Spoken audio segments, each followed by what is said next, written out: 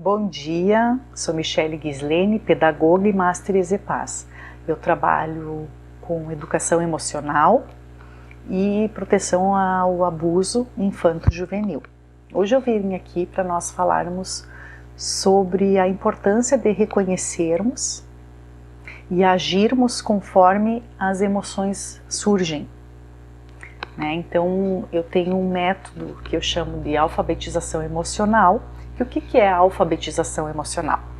Lá na infância, quando nós estamos nos anos iniciais na escola, nós somos alfabetizados. Aprendemos a ler, a escrever, a fazer contas, Mas nós não somos ensinados, alfabetizados a lidar com a emoção, com o nosso sentimento, a reconhecer e aprender a agir quando essa emoção vem.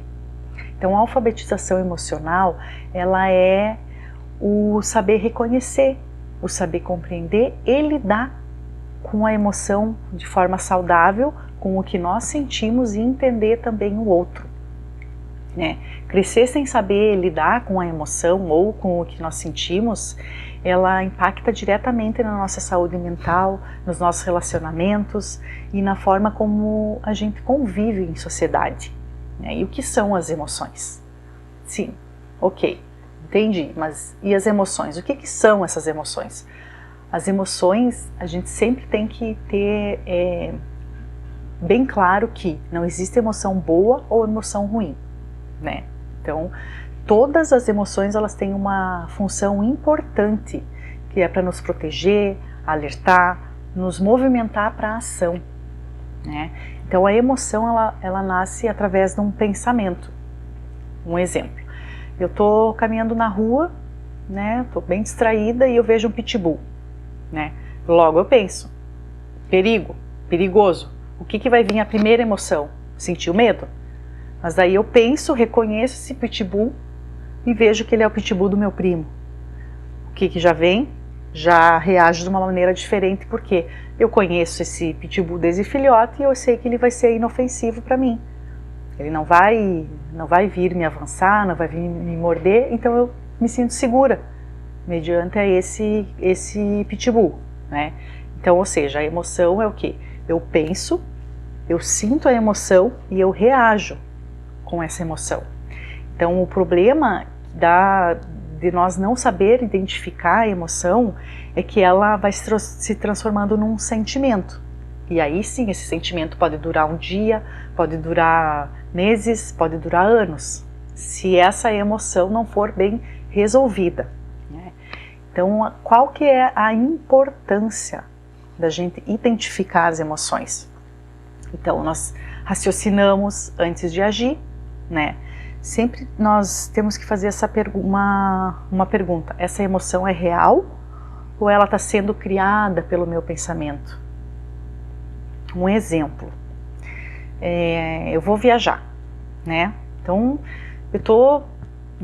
eu fiz as malas, está tudo certo, a viagem tá tudo agendadinho, tudo ok, mas eu falo para alguém, eu estou ansiosa para viajar. É ansiedade mesmo ou é uma euforia? Porque afinal, se está tudo certo com o passaporte, se está tudo certo com as malas, se eu cheguei no horário, está tudo ok, então não é ansiedade, então é euforia. Então nós temos que aprender a identificar cada uma dessas emoções, identificar para não confundir a emoção. Quando aprendemos a reconhecer e a agir conforme a emoção aparece, nós temos uma facilidade em convivência familiar e também em convivência na sociedade. Então, para começarmos a falando das emoções, eu vou começar com a ansiedade. Então, a ansiedade, o que é a ansiedade? A ansiedade ela é um alerta natural do corpo, para situações de perigo ou incerteza. Ela faz parte do nosso instinto de autoproteção, que a gente quer lutar ou fugir. E ela também pode ser considerada tanto emoção quanto sentimento. Então, como que eu identifico que eu estou tendo uma crise de ansiedade, eu estou passando por uma situação de ansiedade? A ansiedade ela surge através de sintomas físicos e psíquicos. No físico, o que acontece no corpo? Palpitação, coração acelerado, respiração curta, suor, tensão muscular. E na mente, o que acontece nos sintomas psíquicos? Preocupação, pensamento excessivo, pensamento repetitivo, dificuldade de se concentrar. Um exemplo, um aluno que vai fazer uma prova importante. Posso citar muitos que fazem a autoescola. Fazem as aulas, conseguem dirigir, fazem tudo certo. Mas chega no momento da prova, travam. Porque vem uma ansiedade pelo desconhecido, vem uma ansiedade, começa o coração a acelerar, a palpitar e não consegue finalizar a prova, em conta da ansiedade. Porque é aquela incerteza, será que eu vou conseguir? Será que eu vou chegar até o final? Como que eles estão me avaliando? Outro exemplo da ansiedade, uma mãe que está passeando com o filho no shopping. No momento em que o filho some dos olhos da mãe, como que a mãe fica quando ela perde o filho em questão de alguns segundos dentro do shopping? O coração acelera, a respiração ofegante, ela não consegue pensar em mais nada, ela só quer saber onde que foi parar o filho. Então é uma ansiedade que ela vem repentina, é um sentimento que ele nos alerta de que, opa, tem alguma incerteza aqui, ou nós estamos correndo perigo, precisamos fugir, ou algo está incerto e eu preciso resolver, e logo. Então, como que a gente age quando a ansiedade surge? Uma respiração, eu sempre digo que é a respiração consciente, que tu respira em menos tempo do que tu expira. Um exemplo, eu respiro inspirando o ar em 4 tempos, 1, 2, 3, 4, e eu expiro em 6 tempos. Inspiro, contando até 4 e expiro, soltando esse ar, contando até 6. Essa respiração consciente, ela consegue regular o nosso cérebro quando nós estamos com uma crise da ansiedade. Então, a ansiedade, ela é uma emoção normal, porque ela serve também para nos proteger. Ela mas quando ela começa a passar dos limites, travar a nossa vida, daí ela nos atrapalha. Daí ela já passa de ser uma emoção por algo momentâneo que aconteceu, por uma reação espontânea do corpo, e passa a ser um sentimento. Então tu sente ansiedade por tudo. Em casos, claro, de situações traumáticas na vida, desperta a ansiedade e é preciso ter um acompanhamento de um profissional para conseguir regular esse sentimento, para conseguir identificar e ir sabendo como lidar com essa ansiedade no dia a dia. Então, a ansiedade, ela é uma emoção que ela vem, que faz parte do dia a dia, faz parte do nosso convívio, mas nós precisamos saber como agir e identificar se ela está se tornando algo crônico ou se é momentâneo, como eu falei, para nos defender, para nos proteger, Outra emoção que nós temos é o medo. O medo. E o medo é a nossa emoção de defesa, da sobrevivência mais primitiva, é a nossa emoção mais primitiva que nós temos. Então, ele serve para nos proteger de perigos reais, porque é lá no tempo, lá Neandertal, vivíamos em cavernas. O que é? Eu sentir medo é porque alguma coisa vai prejudicar a minha sobrevivência. Então, o medo, ele nos faz agir por sobrevivência. Então, nós temos os sintomas do medo. O medo são os sintomas físicos: coração acelerado, suor, o corpo paralisado. E os sintomas psíquicos é a sensação de ameaça, preocupação, um desejo de fugir. E eu costumo falar com as crianças que existem 2 tipos de medo, Então é o medo bom, que ele nos protege, e o medo ruim, que ele nos paralisa. O que seria o medo bom? O medo bom é quando, para nos proteger, é o quê? Tô vendo o fogo, eu tenho medo de botar a mão no fogo porque eu sei que eu vou me queimar, então eu não vou não vou botar a mão no fogo.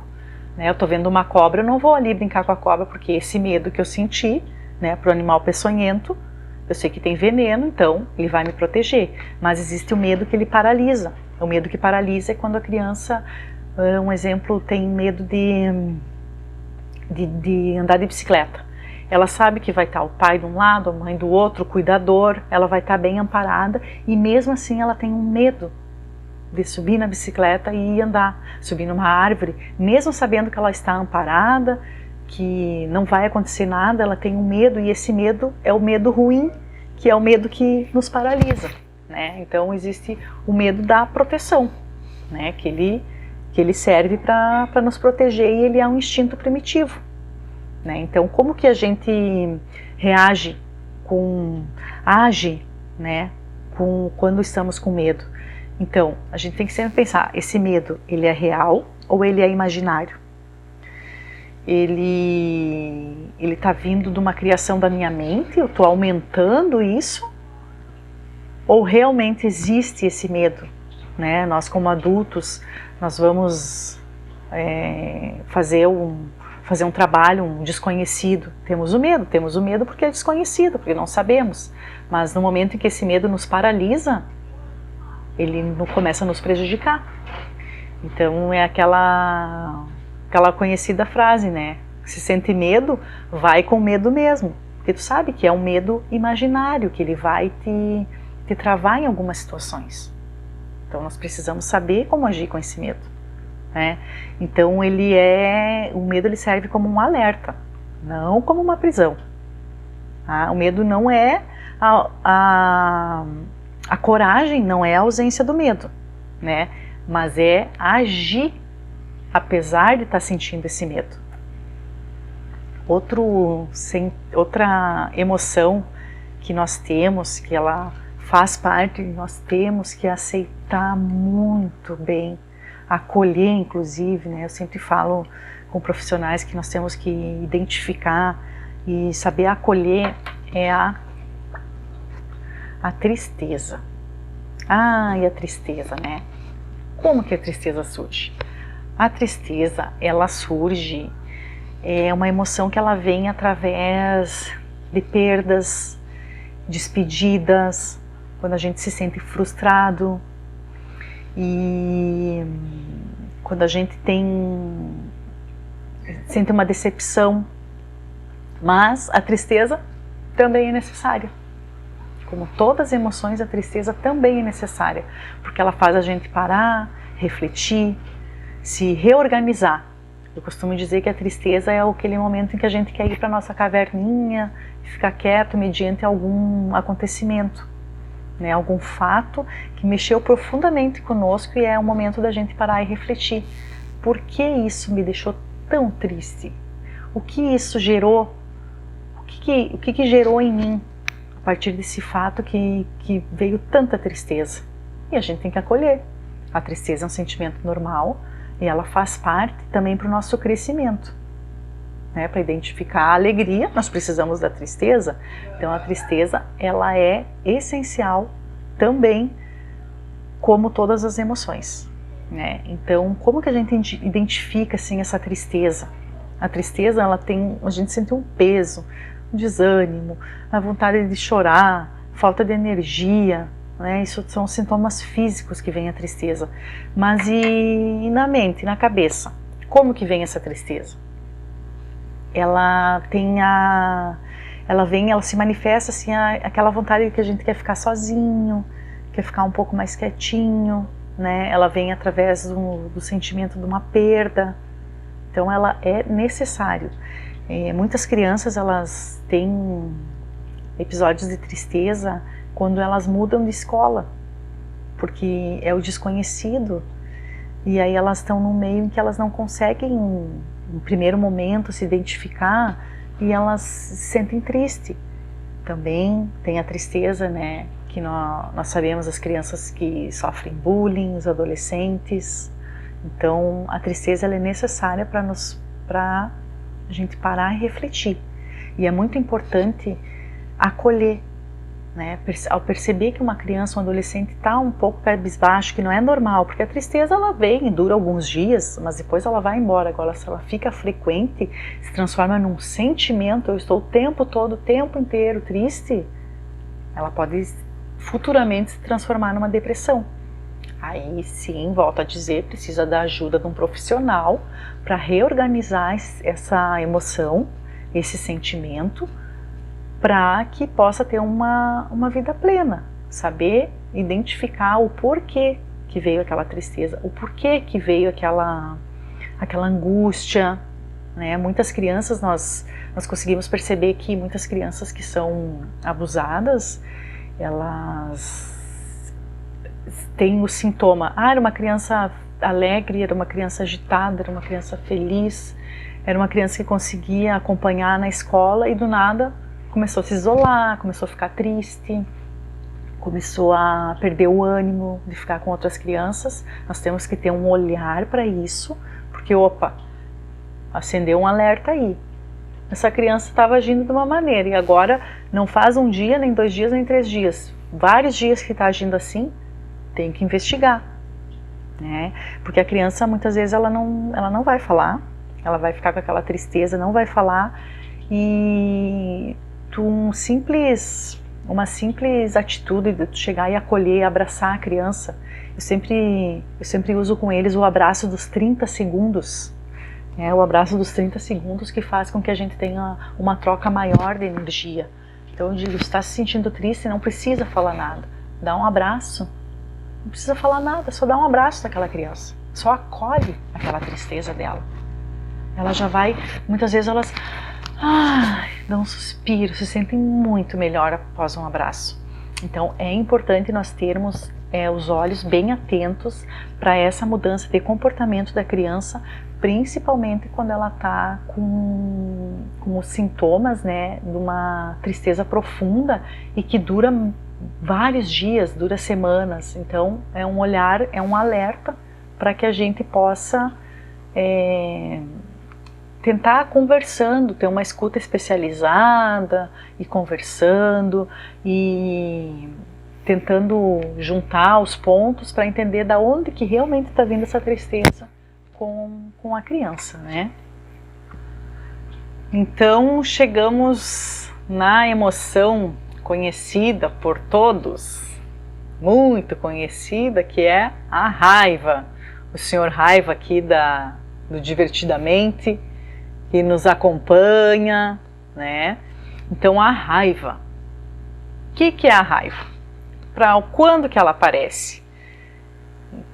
Para que serve essa raiva? Que sentimento é esse? É um sentimento ruim? É uma emoção ruim? Não, a raiva não é uma emoção ruim. A raiva, ela aparece quando a gente se sente injustiçado, quando a gente está frustrado, se sente ameaçado, quer se defender, né? E ela serve, assim como todas as outras emoções, ela tem uma função para existir. Então a raiva ela serve para nos dar força, para colocar limite, para se defender, né? E ela, como que nós identificamos a raiva, né? Ela é bem conhecida, né? Até aqui o personagem do Divertidamente, né? Ele tá aqui, ó, pegando fogo, né? Então, como que identifica? O rosto fica vermelho, a cabeça parece que fica pegando fogo, a voz alterada, né? Vem uma irritação, impulsividade, vontade de brigar, vontade de chutar, né? Eu costumo ensinar muito para as crianças, né? Que a raiva ela vem no corpo da gente normalmente através de 3 maneiras. Ou a raiva vem pela garganta, ou a raiva vem pela mão, ou a raiva vem pelo pé. Como que ela se manifesta na garganta? É aquela vontade que a gente tem de gritar, de xingar, de dar um grito, de falar mais alto. Ela se manifesta na garganta. Então quando vem, tem pessoas que sentem a raiva na garganta. Muitos falam, eu tive que engolir a minha raiva. O que é engolir a raiva? Porque a raiva veio aqui, você teve vontade de falar alguma coisa, mas você teve que engolir a raiva. Então, algumas pessoas sentem a raiva na garganta, outras pessoas sentem a raiva na mão. O que é a raiva na mão? Tu tem um objeto, tu tem vontade de jogar, tu tem vontade de bater, né? Tu tem vontade de, que nem diz, avançar na pessoa que gerou aquela raiva em ti, ou pessoa, ou objeto, né? Quando a raiva vem no pé, algumas pessoas sentem a raiva no pé. Então, primeira coisa que tu quer fazer com a raiva no pé? Chutar. Tu quer sair chutando tudo, sair chutando tudo que estava com raiva, né? Ou sair correndo, que está com muita raiva. Então, ela se manifesta normalmente nesses 3 casos, pela garganta, na mão ou no pé, né? Então, quando que essa raiva vem? Essa raiva vem, ela vem quando algo nos tira do sério, nos pega de surpresa. Então a raiva, ela também é uma emoção que ela serve para... É uma energia que ela serve de movimento, para movimentar algo que está inquieto dentro da gente. E é uma energia que serve também para nos defender, né? Então a gente coloca o limite e consegue se defender, né? Um exemplo que eu uso a raiva, tu tá preso no trânsito. Onde que vem a raiva a primeira coisa? Buzina, né? Buzina, ou começa a tu gritar, vem a raiva na garganta, começa a gritar, gesticular, é a raiva se manifestando no corpo. Tô atrasado para um compromisso importante, daí tu já tá pensando, daí já veio um pouco da ansiedade, que daí veio a raiva, e aí a gente age sem pensar, age por impulso, né? Por instinto, e às vezes acaba se arrependendo depois, né?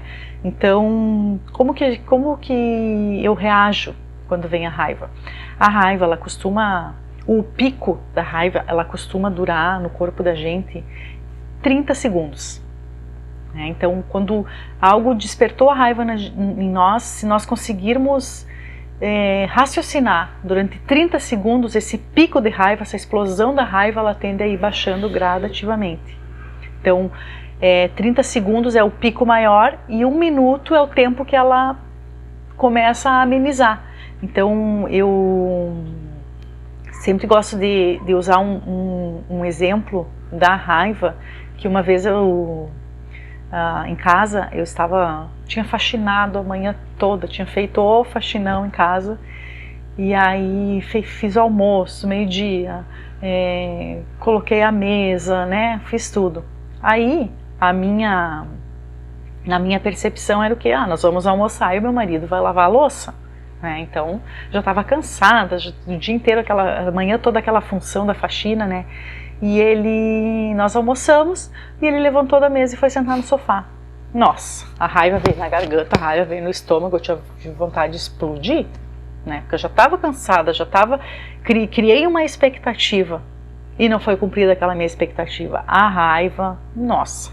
Aí eu comecei a recolher as coisas da mesa, colocar na pia assim, ofegante, sabe? E o meu filho percebeu, ele falou: mãe, o que aconteceu? Eu disse: olha filho, eu não quero conversar agora porque eu estou com muita raiva. Aí eu esperava que teu pai fosse ajudar e pelo menos lavar a louça. Daí ele fala assim: mas mãe, tu lembra que a raiva dura só 30 segundos, no máximo 1 minuto? Respira, mãe, que a raiva já vai passar. E aí naquele momento nossa, estou ensinando bem, né? Porque se ele lembrou disso, então é sinal que eu estou ensinando bem. Aí o que eu fiz? Recolhi a mesa, deixei as coisas na pia e fui comer uma bergamota no sol, que aqui no Rio Grande do Sul, quando é frio, nós temos esse hábito de comer bergamota no sol. Aí eu fiquei lá, comi minha bergamota, né, tentando relaxar, respirando, fazendo respiração consciente. Olha, deu 30 segundos, quando eu olhei, meu marido estava lavando a louça.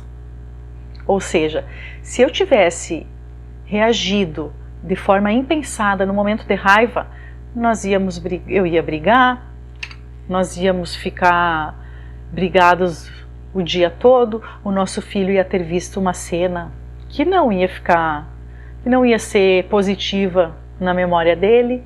Então os 30 segundos, 1 minuto de raciocínio do que eu estava sentindo, o que despertou essa raiva, fez com que o dia todo fosse diferente. Então, como um passe de mágica, eu posso dizer. Então, nós sabermos como agir quando ela vem, e se nós conseguirmos raciocinar 30 segundos. Ok, 30 segundos, respirei, 1 minuto, vai passando o pico da raiva, sabe?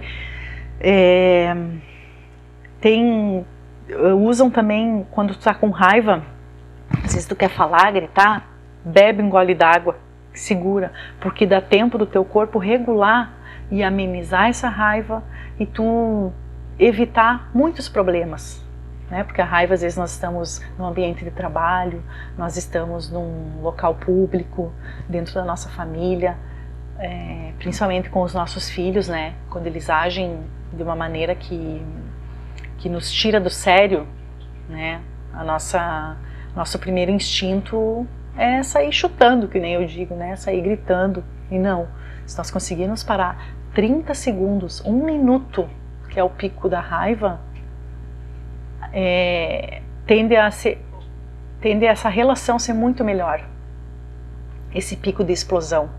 Então a raiva, ela serve como uma defesa do corpo, mas a gente tem que aprender a raciocinar. Então é importante nós ensinarmos as crianças a identificarem a emoção da raiva, para quando elas estão na escola, algum coleguinha tirou do sério, um amiguinho quebrou o brinquedo, vai tirar a criança do sério. É óbvio que ela vai ficar com raiva, mas ensinar respiração consciente, ensinar que a raiva passa dentro de 1 minuto, e nós temos que ser o exemplo. E a raiva, as consequências, quando nós agimos pelo impulso da raiva, elas muitas vezes assim, são devastadoras, tanto que nós sabemos em alguns casos que as pessoas cometem crimes no impulso da raiva, violência doméstica. Então, saber identificar e agir quando a raiva vem, ela é importantíssima, e ela ajuda assim, muito no convívio familiar e em sociedade também. Então, o que é? Nós temos que reconhecer a raiva, respirar, pensar e agir de forma construtiva, sabe? Usar essa energia para resolver e não para quebrar tudo, né? Então, saber identificar e agir com a raiva. Agora, por fim, temos quem? A alegria.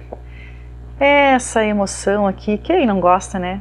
Quem não gosta de ficar com a emoção, a alegria o tempo todo, né? Mas a alegria, ela como todas as outras emoções, ela tem os picos de euforia, em que ela vai estar muito alta, e tem momentos que ela não vai vir. E isso é completamente normal também.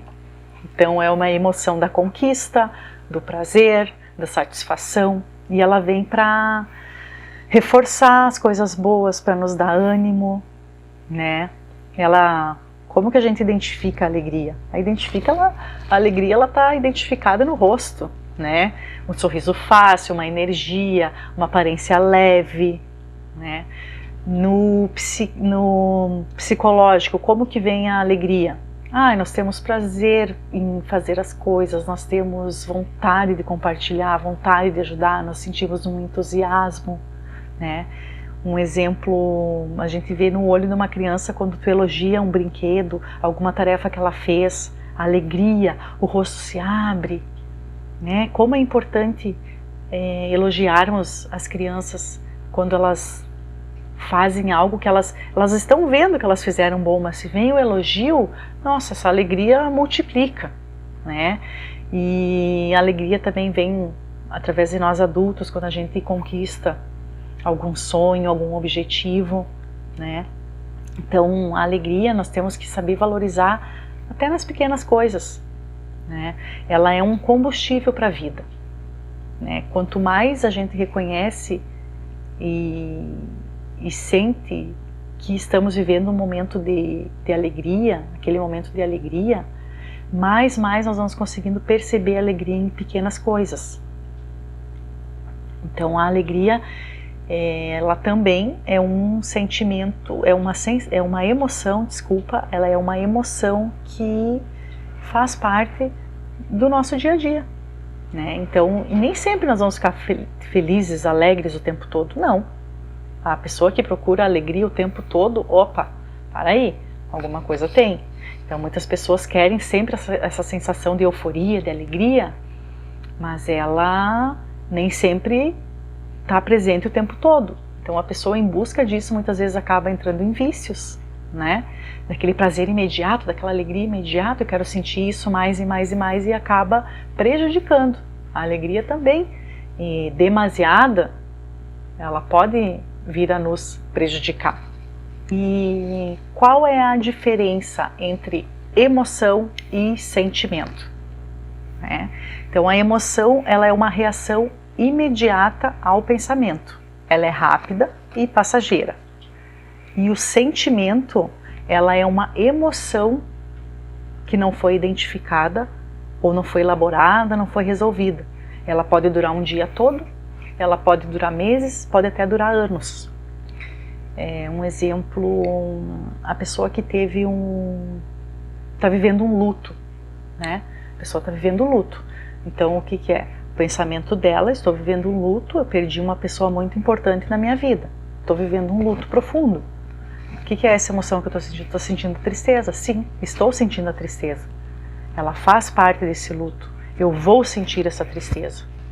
Ela vai durar um dia, vai durar meses. Algumas tristezas, alguns lutos duram um ano, né? Mas se essa tristeza, eu não reconheço, em vez de eu reconhecer e viver bem essa tristeza, eu procuro subterfúgios. Essa tristeza, ela acaba sendo, como é que eu posso dizer, ela acaba sendo tapada, né? Por um tempo ela vai ficar ali, aquela tristeza, mas ela não vai ser uma emoção resolvida. Ela vai se tornar uma emoção não resolvida. E essa tristeza, uma hora, ela vai surgir novamente, ela vai vir com muita intensidade. E aí essa tristeza não resolvida, ela pode se tornar numa depressão. Então ela se torna num sentimento de tristeza. Não é uma emoção que sim, ok, estou reconhecendo, estou vivendo um luto, perdi alguém importante da minha família e estou vivendo esse luto. Ok, vou viver esse luto, mas esse luto não vai ser eterno. A lembrança sim, a lembrança dos momentos com essa pessoa, a lembrança de momentos alegres, de momentos que marcaram com essa pessoa, ok. Mas a tristeza profunda, se ela não for curada, se ela não for identificada, ela tende a se transformar numa depressão. Aí sim é preciso de ajuda profissional para saber lidar com essa tristeza não elaborada, essa emoção não elaborada que acabou se transformando num sentimento. E aí vem a sensação, a depressão, que eu não consigo mais sair disso, né? Então, uma emoção não elaborada, ela acaba se transformando num sentimento. E aí esse sentimento, sim, ele perdura ali e a gente fica remoendo esse sentimento, né? Tem o doutor Fernando Fernandes, psiquiatra, ele tem o A e o U das emoções, né? Ele costuma usar o A e o U das emoções. O que seria o A? O A é aceite, tu aceitar que tu está vivendo aquela emoção. Opa, estou vivendo essa emoção. Não vou negar que eu estou tendo essa emoção, vou acolher ela, né? O E, então é espera. Espera, não reage de imediato, não age por impulso, espera.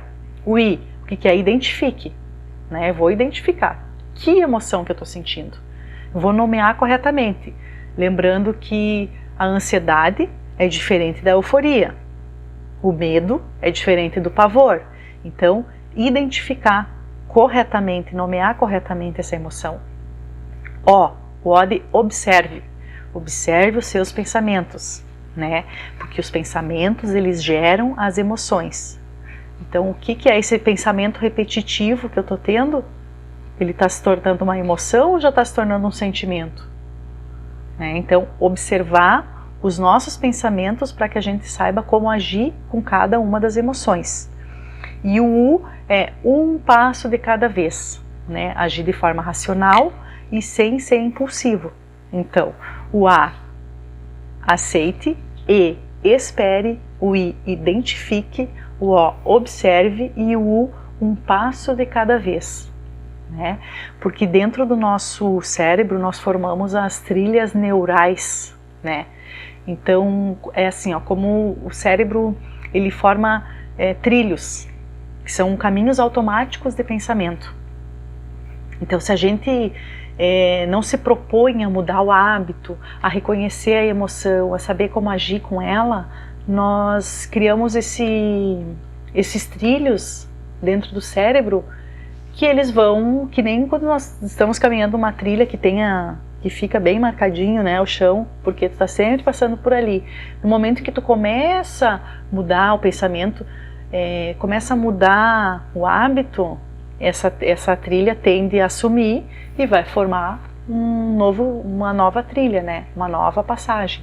Então, identificar e agir não é do dia para a noite, mas é um treinamento que nós vamos aprendendo. E quando a gente consegue identificar em nós que estamos sentindo determinadas emoções e agir, nós conseguimos passar isso para as crianças. E com isso nós conseguimos passar segurança, conseguimos fazer com que elas se abram para nós, caso elas estejam vivendo algum momento delicado, né? Como muitas crianças que são abusadas, né? Elas às vezes não conseguem agir, não conseguem colocar para fora porque elas não se sentem seguras. Porque o adulto pode ter uma reação e ela tem o medo da reação do adulto conforme o que ela for relatar, né? Então, ensinar a proteção, ensinar a alfabetização emocional, ela é uma forma de proteger as crianças. Que as crianças que sabem reconhecer a emoção, ela aprende a dizer não quando algo incomoda ela busca ajuda quando ela sente medo, ela se sente segura, num ambiente seguro para poder pedir essa ajuda, e ela consegue nomear o que ela está sentindo a partir do que ela viveu, ela consegue nomear o que ela está sentindo dentro dela, e isso fortalece a autoestima, a autoproteção e a segurança emocional. Então é importantíssimo nós nos alfabetizarmos emocionalmente e ensinar isso para as nossas crianças também. As crianças jovens, adultos, né? Muitos adultos eu consigo também passar a alfabetização emocional, né? Porque nós não aprendemos isso na infância.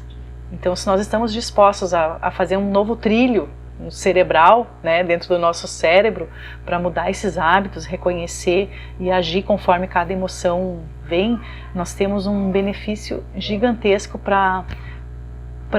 no nosso íntimo e na convivência com as demais pessoas. Então, lembrando que não existe emoção boa ou ruim, né? Todas elas são nossas professoras, elas sempre estão ensinando algo para nós. Assim como a gente alfabetiza as crianças com letras e números, nós precisamos alfabetizar com as emoções, ensinar as crianças a identificarem e a agir com cada emoção que elas estão sentindo.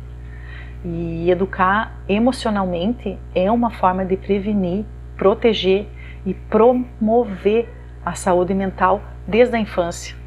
Isso tem um benefício quando ficamos adultos enorme, que crianças que são ensinadas na infância a reconhecer as emoções, elas se tornam adultos mentalmente saudáveis. Quero agradecer a Vox Inova pelo convite em participar desse primeiro webinar com as EZPAs, dizer que eu fiquei muito feliz em poder compartilhar um pouco sobre as emoções, sobre a alfabetização emocional e dizer que as emoções elas são como bússolas dentro da gente. Elas servem para nos mostrar algo, para nos mostrar um caminho, para que a gente possa ter uma convivência melhor com os outros e também se autoconhecer, né? Para nós termos uma experiência de vida mais leve, mais verdadeira. Quero compartilhar aqui uma reflexão final. Quanto mais eu me conheço, mais liberdade eu tenho de escolher como quero viver e me relacionar com os outros.